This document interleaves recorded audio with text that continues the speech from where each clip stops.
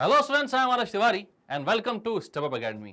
तो आज के इस वीडियो में हम क्या करने वाले हैं, तो आप जानते हैं कि हमने चैप्टर नंबर 1 जो है क्लास 10th मैथमेटिक्स का, वो हमने पूरी तरीके से खत्म कर लिया है और हमने ओवरव्यू भी देख लिया चैप्टर नंबर 2 का। तो क्या क्या करने वाले हम जानते हैं, ठीक है। तो अब इस वीडियो में हम क्या करेंगे ये भी हम देख लेते हैं। और अगर आपने ओवरव्यू नहीं देखा है तो प्लीज जाकर एक बार ओवरव्यू भी देख लीजिएगा, तो उसमें आपको पता चल जाएगा कि हम पूरी सीरीज को किस तरीके से कर रहे हैं। वैसे तो भैया आप रेगुलर स्टूडेंट हो, तो आपने चैप्टर नंबर 1 भी बहुत अच्छे से किया होगा हमारे साथ, तो आपको मालूम ही है कि हम हर एक टॉपिक को समझाते हैं, उससे रिलेटेड हर एक क्वेश्चन को करते हैं। एनसीईआरटी के तो एग्जाम्पल्स क्वेश्चन सबको सॉल्व करते हैं, साथ में जो मोस्ट एक्सपेक्टेड क्वेश्चंस होते हैं from books like R D Sharma, R S Agarwal, उनको भी सॉल्व करते हैं। उसके बाद भी नहीं रुकते, MCQs, assertion, reason, case based question सब कुछ हम आपके लिए लेकर आते हैं। तो अगर इस एक सीरीज को बस आपने फॉलो कर लिया तो आप जानते हो कि फुल मार्क्स ला सकते हो मैथ्स में, ठीक है। तो इस वीडियो से हम स्टार्ट कर रहे हैं चैप्टर नंबर 2 पॉलिनोमियल्स। ये लेक्चर 1 है पॉलिनोमियल्स का। और यहां पर हम क्या क्या पढ़ने वाले हैं, तो यहां पर हम इस वीडियो में पढ़ेंगे definition, types of polynomial and geometrical representation of polynomial. और आपने अगर एनसीईआरटी की बुक देखी होगी तो आप ये जानते हैं कि भैया ये जो ज्योमेट्रिकल रिप्रेजेंटेशन है ना, वो बड़ा ही सड़ा सा टॉपिक है एनसीईआरटी में, तो मतलब बहुत इजीली आप कर सकते हो। तो इसीलिए इसी वीडियो में हम एक्सरसाइज जो है अपनी 2.1 उसको भी खत्म कर लेंगे, ठीक है। बहुत ईजी है, देखकर खत्म होने वाली एक्सरसाइज है, मतलब एक्सरसाइज के नाम पे छोड़ो अब क्या ही बोले। चलो, तो बिना टाइम वेस्ट के स्टार्ट करते हैं पॉलिनोमियल्स। तो अगर मैं आपसे बोलता हूं पॉलिनोमियल क्या होता है, तो सबसे पहला आपके दिमाग में आता है poly means many, नोमियल means terms. तो मैनी टर्म्स को मिलाकर अगर हम देख लें कोई एक एक्सप्रेशन ऐसा बना ले तो पॉलिनोमियल्स हो जाता है, जो कि बहुत हद तक सही भी है। लेकिन ये एक बहुत बड़ी कंफ्यूजन भी क्रिएट करता है और कई सारी जगह मैंने देखा है कई टीचर्स भी इसको गलत एक्सप्लेन कर देते हैं, बोलते हैं भाई 2 से ज्यादा टर्म्स वाला पॉलिनोमियल हो जाता है। ये बहुत ही गलत एक्सप्लेनेशन है। और यहां पर हमारे ऑफलाइन स्टूडेंट्स भी जब आते हैं तो वो भी कई बार बोलते हैं कि सर हमें स्कूल में से पढ़ा दिया गया। मैं बोलता हूं यार एक बहुत बड़ा मिसकंसेप्शन है, लोग क्यों नहीं इसकी डेफिनेशन में जाते हैं। एक्सरसाइज सब अच्छे से कर लेते हैं, सॉल्व कोई दिक्कत नहीं, लेकिन डेफिनेशन ही गलत है तो बेसिक तो गलत हो गया ना यार। तो हम यहां पर सारी चीजों को एकदम बेसिक से समझेंगे और उसके बाद यहां पर सारे अच्छे अच्छे क्वेश्चंस भी सॉल्व करेंगे, ठीक है। तो ये बिल्कुल गलत बात नहीं है। यहां पर आपने बोला poly means many, nomials means terms. तो जहां पर बहुत सारे टर्म्स हो उनको पॉलिनोमियल बोल सकते हैं, ठीक है, उनको भी बोल सकते हैं। लेकिन यहां पर any number of terms can form a polynomial, मतलब एक टर्म हो तो भी पॉलिनोमियल बना लेगा, 2 टर्म हो तो भी पॉलिनोमियल बना लेगा, 3 टर्म्स हो तो भी पॉलिनोमियल बना लेगा। कोई दिक्कत परेशानी की बात यहां पर नहीं होगी, ठीक है। तो पॉलिनोमियल मतलब सिर्फ ये मत समझना कि जहां पर 2 टर्म्स हो, 3 टर्म्स हो या 2 से ज्यादा टर्म्स हो वहां पॉलिनोमियल नहीं, भैया सारे टाइप के पॉलिनोमियल हैं। अभी आगे हम देखेंगे भी उसको कि कितने टाइप के पॉलिनोमियल होते हैं। लेकिन सबसे पहली चीज जो हमको यहां पर पढ़नी चाहिए वो पढ़नी चाहिए भैया टर्म्स क्या होते हैं। तो हम टर्म्स को डिफाइन करना जानते हैं। उसके बाद हम देखेंगे कि क्या होता है कांस्टेंट्स, वेरिएबल्स, क्योंकि टर्म्स जो है वो कांस्टेंट वेरिएबल से ही मिलकर बनता है। तो पहले हम कांस्टेंट वेरिएबल्स को जानेंगे, फिर टर्म को अच्छे से डिफाइन करेंगे, देन हम देखेंगे एक्सप्रेशंस। एक्सप्रेशंस जहां पर हमने समझ लिया तो फिर पॉलिनोमियल बड़े इजीली हम समझ सकते हैं, ठीक है। तो शुरुआत से पूरा समझते हैं अच्छे से। तो सबसे पहले अगर मैं बोलूं यहां पर कि भाई आपको टर्म्स को डिफाइन करते आना चाहिए, तो टर्म्स क्या होता है, तो टर्म्स आप बोलोगे अ कांस्टेंट और अ वेरिएबल अलोन और joined together by arithmetic operator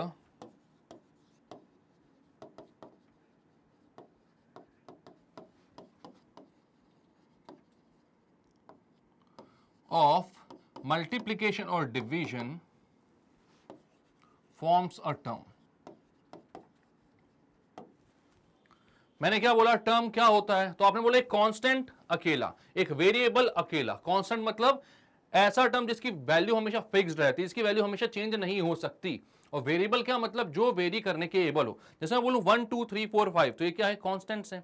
1 कभी 2 नहीं हो सकता, 3 कभी 4 नहीं हो सकता, सबकी वैल्यू जो है वो फिक्स्ड है हमेशा। और मैं बोलता हूं वेरिएबल, तो आपने बोला एक्स वाई जेड, ये सब क्या होते हैं, वेरिएबल्स, ठीक है। इनकी वैल्यू क्या हो सकती है, वेरी करती है। भाई किसी क्वेश्चन में आपका एक्स 25 निकल कर आया, किसी क्वेश्चन में आपका एक्स 30 निकल कर आया, तो चेंज होती रहती है, ठीक है। तो वो अपनी सिचुएशन के अराउंड अलोंग चेंज होती रहती है, तो उसको आप बोलते हो क्या, वेरिएबल्स। अब यहां पर मैंने बोला कि अगर एक कांस्टेंट अकेला है, मतलब मैंने लिखा मान लो 2, तो ये टर्म है, हाँ ये भी एक टर्म है, इसको बोलेंगे कांस्टेंट टर्म, ठीक है। मैंने बोला एक वेरिएबल अकेला है x, ये टर्म है, हाँ बिल्कुल ये भी टर्म है। अब मैंने बोला इधर ये अकेले अकेले हो तो भी टर्म फॉर्म करेंगे, और अगर ये जॉइंड है, लेकिन किससे जॉइंड है, दो अर्थमेटिक ऑपरेटर बोले, यहां पर मैंने मल्टीप्लीकेशन और डिवीजन से, तो मैंने बोला यहां पर अगर यहां पर मैं बोलता हूं 2 इंटू एक्स यानी 2x, तो ये भी एक ही टर्म है, ठीक है। और अगर मैं बोलता हूं भाई कहीं पर x/2, इन दोनों को आपने क्या कर दिया, डिवाइड कर दिया, तो ये भी एक ही टर्म फॉर्म कर रहा है। तो बात क्लियर है आपको, एक अकेला कांस्टेंट आ जाए, एक अकेला वेरिएबल आ जाए, या फिर वो दोनों जुड़े हों मल्टीप्लिकेशन या डिवीजन से, तो वो फॉर्म करेंगे एक टर्म, ठीक है। चलो, तो टर्म क्लियर हो गया, एटसेट्रा लगा दो। अब आगे अब मैं बात करता हूं एक्सप्रेशन क्या होता है, ठीक है। तो आप यहां पर बोलोगे एक्सप्रेशन को कैसे डिफाइन कर सकते हो भाई, तो एक्सप्रेशन में आप बोलोगे कोई टर्म्स जो हैं वो अर्थमेटिक ऑपरेटर ऑफ प्लस और माइनस से अगर जुड़े हुए हैं तो वो एक्सप्रेशन बन जाएगा। एक अकेला टर्म होगा तो भी वो एक्सप्रेशन बन जाएगा, कोई दिक्कत नहीं है। तो यहां पर आप एक्सप्रेशन को कैसे डिफाइन करोगे, सबसे पहले तो मैं बोलता हूं किसकी डेफिनेशन है, तो ये है टर्म की डेफिनेशन। अब मैं बोलता हूं एक्सप्रेशन क्या होते हैं,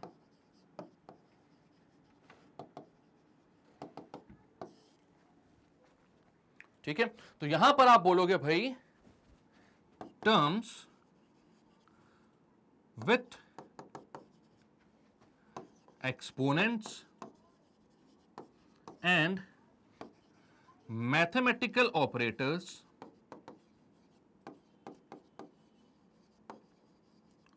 forms an expression।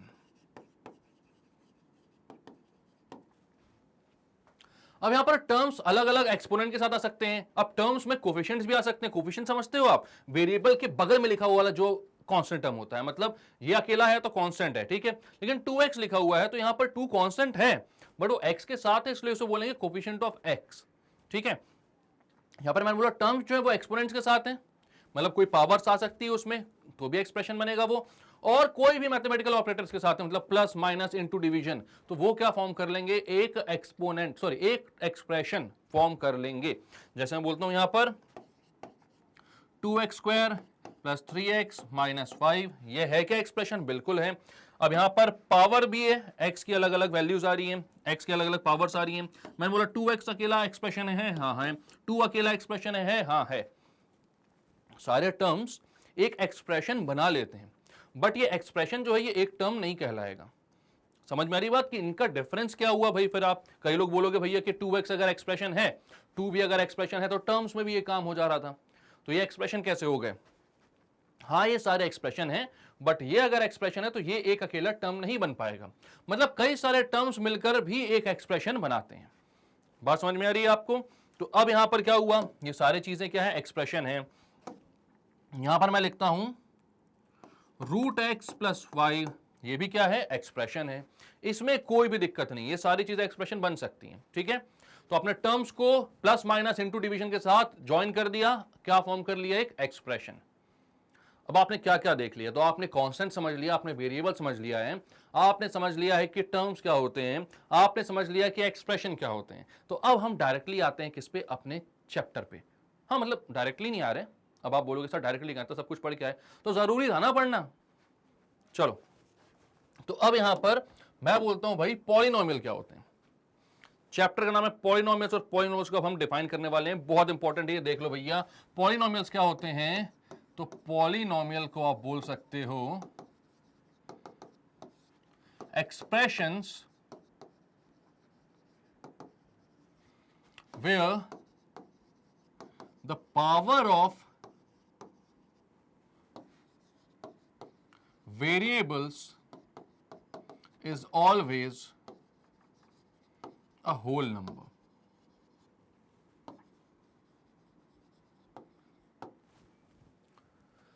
तो ये ऐसे एक्सप्रेशंस होते हैं जहां पर पावर ऑफ वेरिएबल जो होता है वो हमेशा कैसा होता है, होल नंबर्स होता है, ठीक है, और नंबर ऑफ टर्म्स भी हमेशा फाइनाइट होने चाहिए।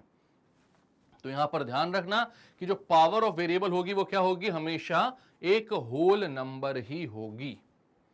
कभी भी वो आपको माइनस में पावर दे दे तो एक्सप्रेशन तो होगा लेकिन पॉलिनोमियल नहीं होगा। अगर पावर फ्रैक्शंस में आ जाए तो एक्सप्रेशन तो होगा लेकिन पॉलिनोमियल नहीं होगा। बात समझ में आ रही है? तो यहां पर क्या बोला आपने कि भाई एक्सप्रेशंस जो होते हैं वो पॉलिनोमियल्स होते हैं, और ऐसे पॉलिनोमियल्स होते हैं वो एक्सप्रेशंस होते हैं। मुझे माफ कर देना, मेरे मुंह से निकल गई, जुबान फिसल गई, ठीक है, सॉरी। मैंने बोला पॉलिनोमियल्स क्या होते हैं, तो पॉलिनोमियल्स ऐसे एक्सप्रेशंस होते हैं जहां पर वेरिएबल की पावर हमेशा क्या होगी, होल नंबर होगी और कुछ नहीं होगी उसके अलावा। ठीक है, तो जैसे कि इससे पहले मैंने लिखा था रूट एक्स प्लस 5, तो वो एक्सप्रेशन था लेकिन वो एक पॉलिनोमियल नहीं बन पाएगा क्योंकि वहां पर रूट एक्स है, एक्स की पावर 1/2 है, एक फ्रैक्शन है जो कि एक होल नंबर नहीं हुआ। होल नंबर नहीं हुआ तो वो पॉलिनोमियल नहीं बन पाया। बात क्लियर है? चलो, तो यहां पर आप बोलते हो एक एक्सप्रेशन का जनरल फॉर्म क्या होगा, जनरल फॉर्म आप बता सकते हो, एक पॉलिनोमियल कैसे रिप्रेजेंट होगा, तो polynomials are represented as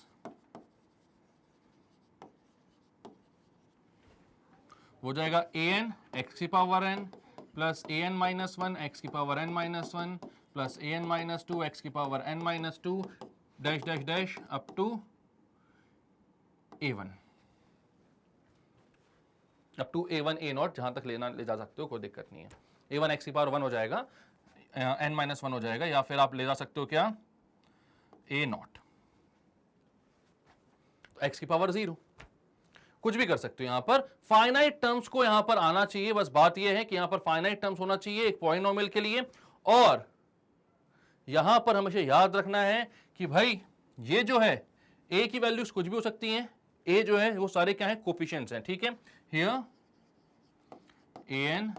an minus 1 dash dash dash सारी चीजें represents coefficients,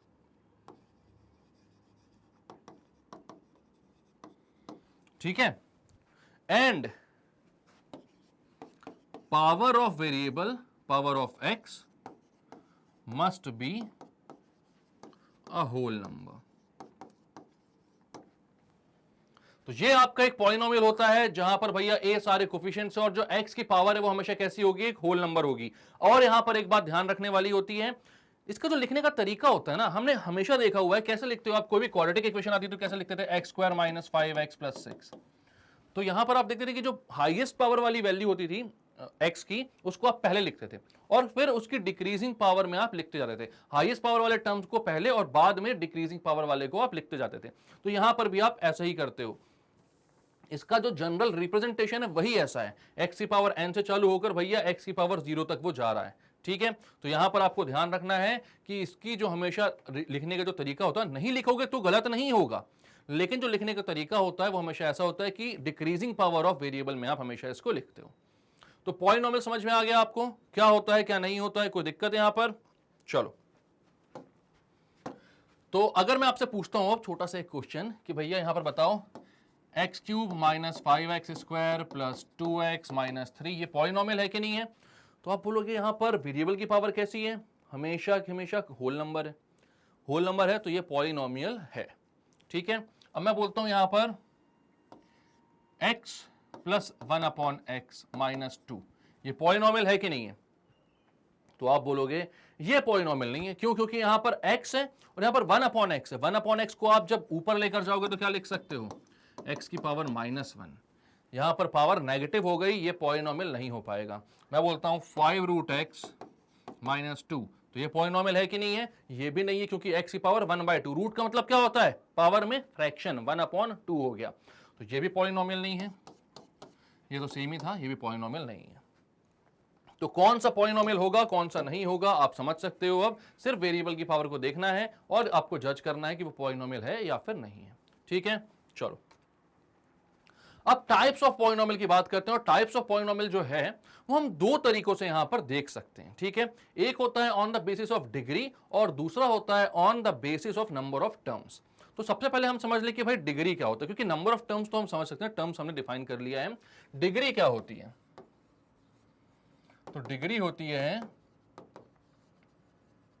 highest power of the variable,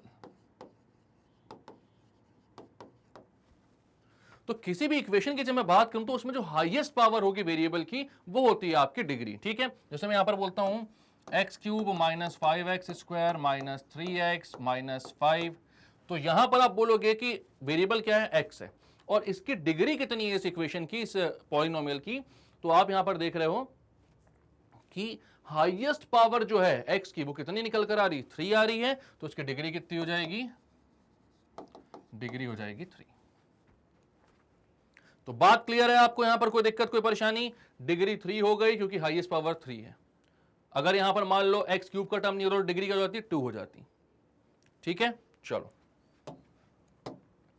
अच्छा, एक छोटा सा और क्वेश्चन, ये पॉलिनोमियल है कि नहीं, 2 लिखा हुआ है अकेला, पॉलिनोमियल है, तो आप बोलोगे हाँ ये भी पॉलिनोमियल है। यहां पर अगर आप वेरिएबल कोई भी पुट करो तो आप कर सकते हो, और वेरिएबल की पावर क्या होगी, मैं बोल सकता हूं यहां पर 2x की पावर 0, और 0 क्या होता है, एक होल नंबर होता है, तो डेफिनेशन तो भैया यहां पर सही बैठ रही है, मतलब ये भी पॉलिनोमियल है, और ऐसे पॉलिनोमियल को हम बोलते हैं कांस्टेंट पॉलिनोमियल। बात क्लियर है, ये होता है कांस्टेंट पॉलिनोमियल। अब आते हैं हम टाइप्स ऑफ पॉलिनोमियल को अच्छे से डिफाइन करने, ठीक है। तो पॉलिनोमियल जो है वो दो तरीके से डिफाइन किए जा सकते हैं। सबसे पहला होता है on the basis of number of terms,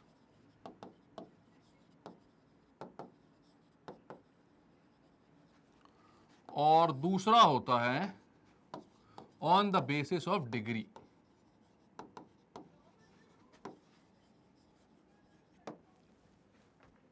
ठीक है, तो on the basis of number of terms, जहां पर आप बोलते हो सबसे पहला आता है, तो यहां पर आप बोलोगे, सबसे पहला आप लिखोगे, ये होता है मोनोमियल। अब मोनो का नाम ही पढ़ के समझ में आ रहा होगा ना, मोनो का मतलब क्या होता है, 1, तो मोनोमियल, मोनोमियल मतलब इसमें एक ही टर्म होता होगा, एक ही टर्म, सिंगल टर्म, ठीक है। तो ये हो गया मोनोमियल। इसको मैं एग्जाम्पल के तौर पर अगर बताना चाहूं तो भैया कोई भी अपना टर्म लिख दो, 3y 5x, ये सब क्या है, मोनोमियल के एग्जाम्पल्स हैं, ठीक है। अब मैं बात करता हूं दूसरे का, तो अब तो आपको समझ में आ गया ना, नंबर ऑफ टर्म्स के हिसाब से आप बढ़ा सकते हो चीजों को। दूसरा क्या हो जाएगा, बायनोमियल, तो बायनोमियल लिख दो यहां पर। बायनोमियल में क्या करेंगे, समझ रहे हो, क्या करेंगे, बायनोमियल मतलब कि दो टर्म, बाय मतलब कि दो, ठीक है। तो x प्लस 2 बायनोमियल है, 3x माइनस 5 बायनोमियल है। इसी के बाद ट्राइनोमियल,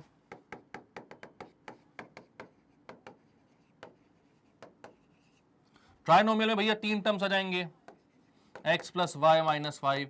ये पॉलिनोमियल इन 2 वेरिएबल्स हो गया, आपको फिलहाल जो पढ़ना है वो एक ही वेरिएबल का पढ़ना है, ठीक है।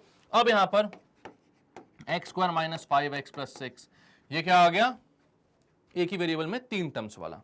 अब ऐसे ही बढ़ाते जाओ भाई, आपको लगता है कि और ज्यादा जाना, क्वाड्रिनोमियल, पेंटिनोमियल, हेक्सानोमियल, हेप्टानोमियल, जो भी बोलते होंगे, मैं नहीं जानता, मैं शायद सही बोल रहा हूं, पता नहीं सही बोल रहा हूं कि नहीं बोल रहा हूं, कमेंट सेक्शन में बताना मेरे को। इसके आगे के टर्म्स क्या होते हैं, इसके आगे के नाम, जरूरत नहीं है नहीं बिल्कुल जरूरत, लेकिन बता सकते हो, ठीक है।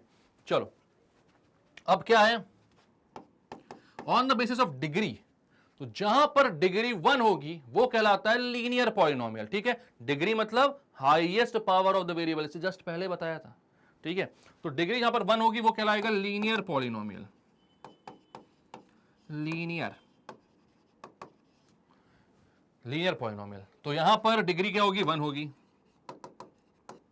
x plus 5, 3x minus 2, 3x minus 2 हर जगह यूज कर रहा हूं क्या, नहीं, x square minus 5x plus 6 हर जगह यूज करता हूं मैं भाई। सबसे बेसिक पॉलिनोमियल सबसे पहला होता है ये क्वाड्रेटिक पॉलिनोमियल, जिसको आपको फैक्टराइज करना सिखाते हैं, सबसे इजी, सबसे बढ़िया, एक नंबर, अच्छे एग्जांपल्स बन जाते हैं उससे, इसलिए मेरे को पसंद है वो। सेकंड होता है कौन सा, क्वाड्रेटिक पॉलिनोमियल। और आपको एक बात बताऊं राज की, ये जो क्वाड्रेटिक पॉलिनोमियल है ना, एक्चुअल आपका पूरा पॉलिनोमियल चैप्टर ही इस क्वाड्रेटिक पॉलिनोमियल के लिए बना है, और इसके बाद जो चैप्टर है ना क्वाड्रेटिक इक्वेशन, वो तो है ही इसके ऊपर। तो क्वाड्रेटिक पॉलिनोमियल ही आपका सबसे इंपॉर्टेंट पॉलिनोमियल है, इसको आपको जीवन भर पढ़ना है, और यहां पर 10th में तो बहुत खास तरीके से, जो उसे अच्छा ध्यान देना भैया इसमें। अगर लीनियर में डिग्री 1 होती है तो क्वाड्रेटिक में डिग्री कितनी हो जाती होगी, बताओ भाई गौरव, आज पवन नहीं है, आज गौरव है, आप लोग सब सोच रहे होगे। जब मैं यहां पर लिख भी रहा था ना, जहाँ पे वन टर्म होता सिंगल टर्म, तो पवन की याद भी है सिंगल सुन के, लेकिन आज गौरव है यहाँ पे। गौरव जी बताएं, अगर मैं बोलता हूं लीनियर में डिग्री 1 है तो क्वाड्रेटिक में डिग्री कितनी होती होगी? अरे 2 होती होगी ना। 1 के बाद कितना आता है? बस इतना ही तो बताना है। हाँ टफ क्वेश्चन पूछ लिया था मैंने, ऐसा लग रहा है मुझे। ठीक है कोई दिक्कत नहीं। डिग्री कितनी होती होगी? 2। आप लोगों ने सही आंसर दिया था कि नहीं? डिग्री 2, और यहां पर मैं बोल सकता हूं x square minus 5x plus 6। इसके अलावा मैं कुछ नहीं बोलूंगा, ये मेरा सबसे पहला और सबसे बेस्ट एग्जांपल है। ठीक है, ये क्या है? Quadratic polynomial. इसके बाद होता है क्यूबिक पॉलिनोमियल। अब इसका पूछते हैं भाई, गौरव जी बताएंगे। अरे बहुत बढ़िया यार, लड़का समझ गया है, छोटी छोटी बातें पकड़ने लगा छोटू। तो डिग्री क्या होगा इसमें? 3 होगी। X cube minus 5x square plus 2x minus 3। इसके बाद आती है बाय क्वाड्रेटिक। इसका भी आंसर तो दे ही देंगे भाई। और देखो कितना टैलेंटेड लड़का है यार, क्या बोलते हो? कैमरे के सामने लाया जाए? अगर लाना है तो बोल दो, मैं कमेंट सेक्शन पे आप लोग लिख देना, मैं नेक्स्ट वीडियो में गौरव को एकदम स्क्रीनिंग करेंगे उसके लिए बढ़िया सी, उसका फेस रिवील वाला वीडियो। ठीक है, बाय क्वाड्रेटिक डिग्री होगी 4, एक्स की power 4 minus 5x square plus 3, ये हो गया डिग्री 4। अच्छा, अकेला x की पावर 4 होगा ना तो वो भी बाय क्वाड्रेटिक पॉलिनोमियल बना लेगा, इतना सब कुछ बाद में लिखने की जरूरत नहीं है। तो फिलहाल जो यहां पर पूरा सार निकल कर है कि पॉलिनोमियल्स जो है वो 2 तरीके से आप डिफाइन कर सकते हो। सबसे पहला होता है on the basis of number of term, और दूसरा होता है on the basis of degree. तो वो सारी चीजें आपने यहां पर एक्सप्लेन कर दी। कोई दिक्कत, कोई परेशानी? यहां पर जादू खराब होने वाला था। चलो तो इसको क्लियर करते हैं, आगे चलते हैं नेक्स्ट टॉपिक पे। Geometrical meaning of the zeros of the polynomial. ठीक है, ज्योमेट्रिकल मीनिंग पे जाएंगे। सबसे पहले हम देखेंगे कि zeros of the polynomial actual में क्या होता है। अब यहां पर जो बातें हैं ना, 10th में डायरेक्टली ज्योमेट्रिकल मीनिंग पर क्यों पहुंच गई ये बुक? क्योंकि वो जानती कि 9th में भी आप लोग नाइन्थ में भी आप लोग पॉलिनोमियल्स पढ़ के आए हो, तो पॉलिनोमियल्स की डेफिनेशन तो वहीं से जानते हो, वैल्यू ऑफ अ पॉलिनोमियल वहीं से जानते हो, जीरोस ऑफ अ पॉलिनोमियल वहीं से जानते हो आप। तो इसलिए उन्होंने यहां पर बोला कि चलो अब ज्योमेट्रिकल मीनिंग पर सीधा हम आ जाते हैं। बट मैं जानता हूं कि कई बार 9th की चीजें भूल जाते हैं हम, तो यहां पर मैं आपको सारी चीजें समझा देता हूं। सबसे पहले हम देखते हैं वैल्यू ऑफ अ पॉलिनोमियल क्या होगा। अगर मैं यहां पर बोलता हूं एक पॉलिनोमियल है आपके पास f of x is equals 2x square plus 3x plus 1, और मैं बोलता हूं इसकी वैल्यू निकालो, तो अगर मैं ऐसा बोलूंगा कि वैल्यू निकालो, तो आपका क्वेश्चन आएगा कि सर किस वैल्यू पर हम वैल्यू निकालें। ठीक है, अब किस वैल्यू पर हम वैल्यू निकालेगा, क्या मतलब हुआ कि x की कौन सी वैल्यू के लिए आपको पॉलिनोमियल की वैल्यू चाहिए। तो आप यहां पर बोलोगे find the value at x equals to 1, तो ये हो जाएगा f of 1 is equals to 2 of 1 का स्क्वायर प्लस 3 ऑफ 1 प्लस 1। कितना हो जाएगा ये? 2 इंटू 1 का स्क्वायर मतलब कि 1, 2 प्लस 3 प्लस 1 यानी कि 6। तो आपने क्या बोला कि ये जो हमारी क्वाड्रेटिक पॉलिनोमियल है इसकी वैल्यू आ रही है 1 पर कितनी? 6। ठीक है, ये हो गया वैल्यू ऑफ अ पॉलिनोमियल। अच्छा याद रखना, ये जो f ऑफ x होता है इसको हम फंक्शन ऑफ x बोलते हैं। और फिलहाल आप ये समझ सकते हो कि फंक्शन ऑफ x ना कुछ ऐसा खास नहीं है, ये एक डिपेंडेंट वेरिएबल है जिसकी वैल्यू जो है वो किसके ऊपर डिपेंड करती है? x की वैल्यू पे। x यहां पर हमारा इंडिपेंडेंट वेरिएबल होता है, और f ऑफ x जो होता है वो डिपेंडेंट वेरिएबल होता है, जिसको हम जब प्लॉट करने जाते हैं ग्राफ में, मतलब कि अपने कार्टेशियन प्लेन xy प्लेन में, तो वहां पर ये जो f ऑफ x है ना वो y बन जाता है। एक बात बहुत अच्छे से याद रखना, जो एक्स वाई प्लेन होता है ना उसमें जो एक्स एक्सिस होता है वो इन जनरल इंडिपेंडेंट क्वांटिटीज को रिप्रेजेंट करता है, और जो वाई एक्सिस होता है वो इन जनरल डिपेंडेंट क्वांटिटीज को रिप्रेजेंट करता है। डिपेंडेंट और इंडिपेंडेंट का मतलब क्या हुआ कि यहां पर आप एक्स की अलग अलग वैल्यूज के लिए एफ ऑफ एक्स की वैल्यू निकालते हो। ठीक है, तो एक्स जो होता है वो इंडिपेंडेंट होता है, और एफ ऑफ x जो होता है वो x के कारण ही कुछ ना कुछ बनकर आता है, तो वो डिपेंडेंट होता है x के ऊपर। ठीक है, कई बार लोग f ऑफ x देख लेते हैं, फंक्शन भी नहीं जानते क्या होता है, ये भी नहीं समझते कि इसका मतलब क्या है, क्यों हमें यहां पर दिखाया जा रहा है, क्योंकि यहां पर हमें ये पता चलता है भाई f ऑफ x मतलब आउटपुट क्या आएगा जब x जो होगा वो x होगा, आउटपुट क्या आएगा जब x जो होगा वो 1 होगा। जब आप इनपुट x की वैल्यू 1 डालोगे तो आउटपुट 6 मिल जाएगा। तो एक मशीन के समान काम करता है कि आपने यहां से इनपुट डाला, वहां से आउटपुट निकाला। ऐसी एक मशीन मुझे याद आ गई, इधर से आलू डालो, वहां से सोना निकालो। क्यों भाई, जानते हो इस मशीन के बारे में सुना है? चलो किसने बनाई क्या बनाई ये नहीं बोलूंगा, वो कंट्रोवर्शियल है, ठीक है। चलो, तो यहां पर आपके पास आ चुका है वैल्यू ऑफ अ पॉलिनोमियल, ये आ गया वैल्यू। अब मैं बात करता हूं जीरोस ऑफ अ पॉलिनोमियल की, ठीक है। मैं यहां पर देखता हूं भाई, एक आपके पास पॉलिनोमियल है f of x equals to x square minus 2x plus 1, ठीक है। अब मैं x की एक वैल्यू यहां पर पुट करता हूं, मैं बोलता हूं find the value of f of x at x equals to 1, find the value of f of x at x equals to 1। तो जब एफ ऑफ एक्स में आप x की जगह 1 पुट कर रहे हो तो एफ ऑफ एक्स की वैल्यू क्या आ रही है ये आपको देखना है, ठीक है। तो आ जाएगा 1 का स्क्वायर माइनस 2 प्लस 1 यानी कि 0। 1 प्लस 1 2 माइनस 2 कितना हो गया, 0 हो गया।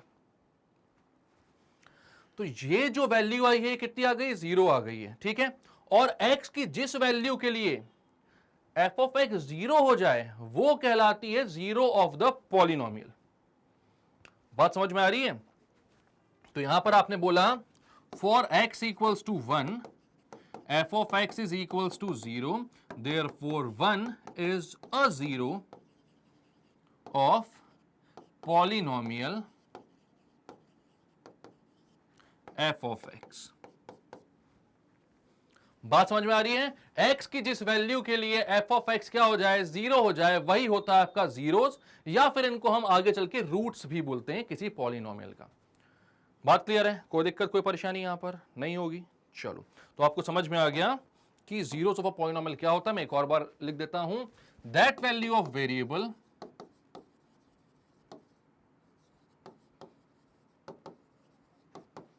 for which the function becomes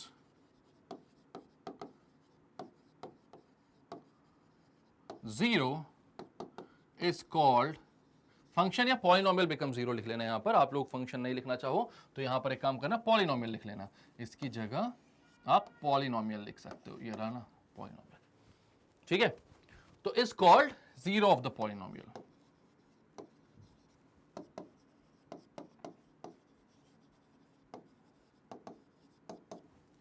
it's called zero of the polynomial, ठीक है। कोई दिक्कत कोई परेशानी यहां पर आपको।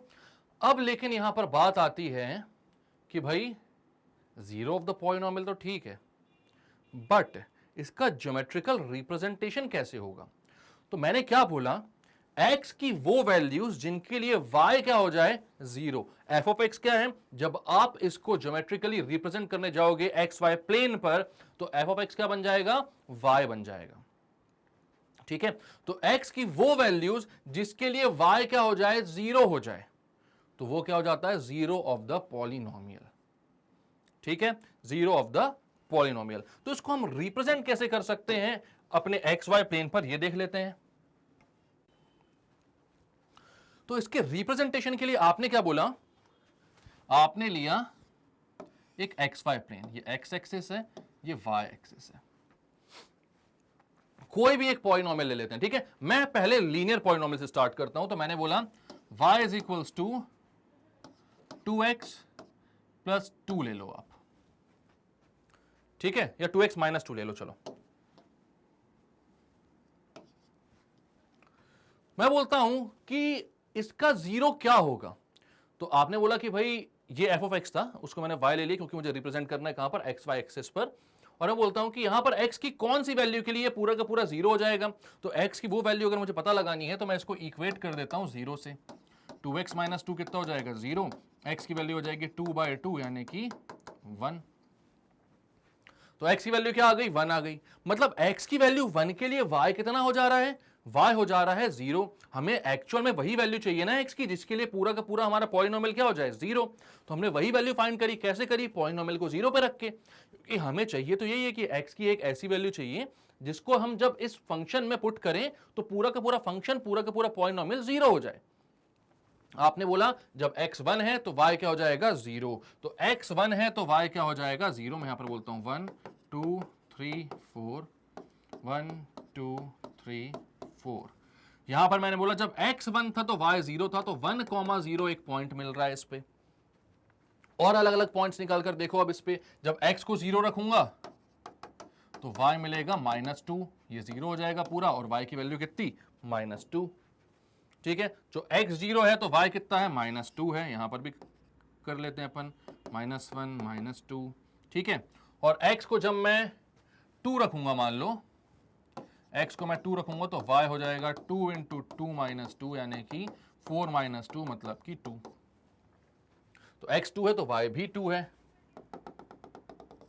तो ये कुछ ऐसी लाइन मिलेगी भैया अपन को, ऐसी स्ट्रेट लाइन। हमेशा याद रखना कि जो लीनियर कर्व होता है, लीनियर पॉलिनोमियल होता है, उसका जो ग्राफ मिलता है वो हमेशा एक स्ट्रेट लाइन ही मिलता है, ठीक है। जो क्वाड्रेटिक होता है उसका एक पॉलिनोमियल, एक पैराबोला जो मिलता है, एक क्वाड्रेटिक पॉलिनोमियल का हमेशा जो ग्राफ मिलता है वो कैसा मिलता है, एक पैराबोलिक कर्व मिलता है, ठीक है।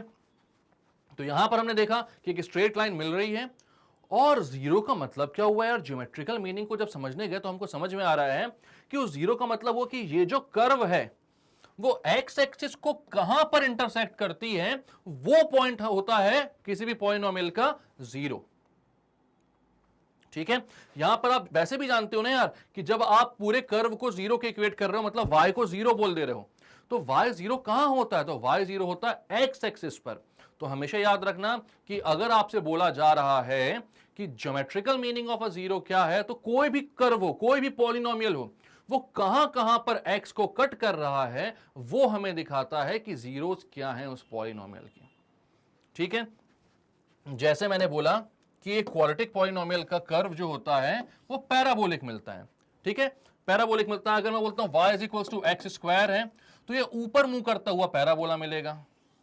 अगर मैं बोलता हूं y = -x² है तो ये नीचे नेगेटिव y एक्सिस को ओपन होता हुआ पैराबोला मिलेगा, ठीक है, पर मिलेगा हमेशा पैराबोला। अब ये बात यहां पर देखी जाएगी कितनी बार ये कट कर रहा है एक्स एक्सिस को, तो यहां पर दिख रहा है 1 और 2, तो यहां पर ये कितने जीरोस होंगे, इसके 2 जीरोस होंगे, ठीक है। तो जितनी बार भी कोई ग्राफ जो है, कोई कर्व जो है वो एक्स एक्सिस को कट कर रहा है, उतने ही नंबर ऑफ जीरोस उसके होते हैं। और एक बात आप डिग्री से भी अंदाजा लगा सकते हो कि अगर आपके पास x² है तो डिग्री है 2, तो इसके मैक्सिमम नंबर ऑफ जीरोस जो हैं, एट मोस्ट ये कितने जीरोस ले सकता है, तो 2 ले सकता है, डिग्री 2 है।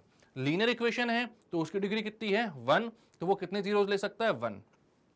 क्यूबिक इक्वेशन है तो उसकी डिग्री कितनी है, 3, तो मैक्सिमम कितने जीरोस उसके पास हो सकते हैं, तो उसके पास हो सकते हैं 3 जीरोस। बात समझ में आ रही है आपको? तो यहां से आप ये पता लगा सकते हो कि नंबर ऑफ जीरोस कितने हो सकते हैं। लेकिन हाँ, ये भी बात है कि पैराबोला है, मान लिया, बट वो पैराबोला कुछ ऐसा बन रहा है, यानी वो एक्स एक्सिस को एक भी बार कट कर ही नहीं रहा, तो उसका एक भी जीरो नहीं होगा। ये जो जीरोस हैं, जो डिग्री होती है अपनी, वो हमें ये बताती है कि मैक्सिमम नंबर ऑफ जीरोस कितने हो सकते हैं, ठीक है। तो आप हमेशा ये सर्टेन नहीं हो सकते कि भैया अगर x² है तो कहीं पर उसके 2 जीरोस आएंगे ही आएंगे। यहां पर रियल जीरोस की बात कर रहे हैं, और आगे जाकर आप पढ़ोगे कि रियल इमेजिनरी कैसे कैसे जीरोस होते हैं। तो यहां पर जब भी आप XY प्लेन में प्लॉट कर रहे हो किसी भी चीज को, तो रियल जीरोस हैं, और अगर x एक्सिस को कट नहीं कर रहा तो उसके एक भी रियल जीरोस नहीं होंगे। जितनी बार x एक्सिस को कट कर रही है कोई भी कर्व, उतने ही उसके जीरोस होंगे। या तो वो कट करे, या तो वो x एक्सिस को एक जगह पर टच कर जाए, लेकिन टच जरूर करे, तो उतने वहां पर जीरोस हो जाएंगे। यही होती है आपकी geometrical meaning of zeros of a polynomial. बात क्लियर है? चलो, तो अब यहां पर कुछ सड़े सड़े से एग्जांपल्स हैं, और इसको आप देख कर ही आंसर दे सकते हो बहुत आसान तरीके से। मैं ज्यादा यहां पर आप लोगों को टाइम वेस्ट नहीं करूंगा, और आप क्या करोगे, आशुतोष सर भी आ रहे हैं यहां पर। आशुतोष सर को जानते हो कि नहीं? जानते हो ना? अरे भैया, यहाँ बहुत बड़े मैथ्स के विद्वान टीचर हैं वो, कई सारी किताबें भी उनने लिखी हुई हैं। हाँ, आ जाइए, कोई दिक्कत नहीं आती, इंट्रोड्यूस कर देता हूँ यहाँ पे एकदम। कुछ भी जो हमारे वीरू होते हैं ना शोले के, उसके ड्रेस में आए हो, देखे लाइव, हाँ लाइव ही है। तो ये भैया 9th और 11th पढ़ा रहे हैं हमारे यहाँ पर बहुत शानदार तरीके से। वैसे तो जेई के टीचर हैं, मैंने बहुत रिक्वेस्ट करी सर जूनियर लेवल्स को भी पढ़ाइए। अरे यार अच्छा, बच्चों को ये भी बता दीजिए सर, हम लोग बहुत जल्दी लाइव लेके आने वाले हैं ना। लाइव बिल्कुल आ रहा है आपका, मतलब आने वाले वीक में हम आपकी सारी क्लासेस लाइव भी लेकर आएंगे, जहां पर आपके सारे कॉन्सेप्ट्स की रिकवरी भी होगी। जो भी डाउट्स आएंगे आप वहां पर लाइव में पूछ सकते हो, कोई दिक्कत की बात नहीं है। और इस साल अपने को, मतलब इन लोगों को क्या करना है, अपने स्टडी का जो है ना सबसे बेहतरीन साल बनाना है सर।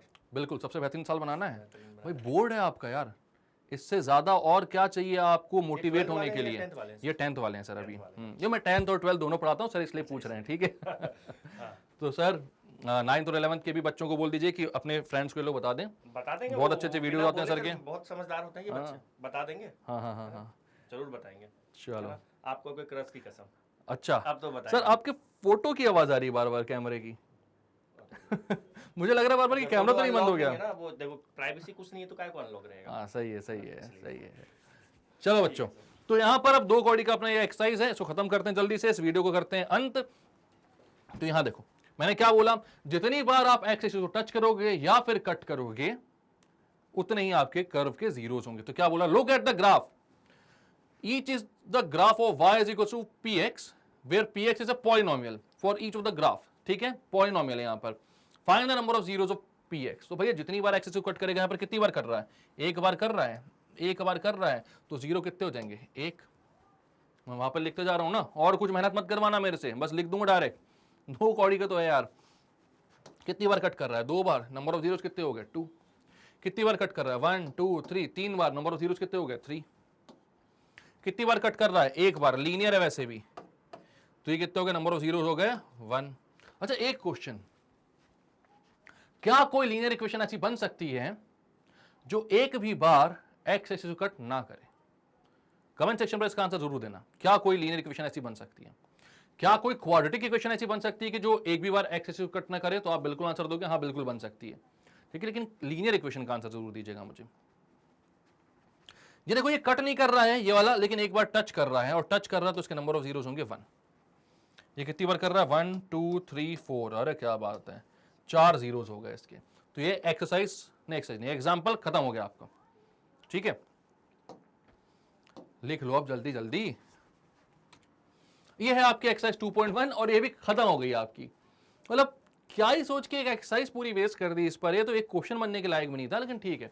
इसके नंबर ऑफ जीरोस कितने होंगे, एक बार कट नहीं कर रहा, स्ट्रेट लाइन है, कितने नंबर ऑफ जीरोस, 0।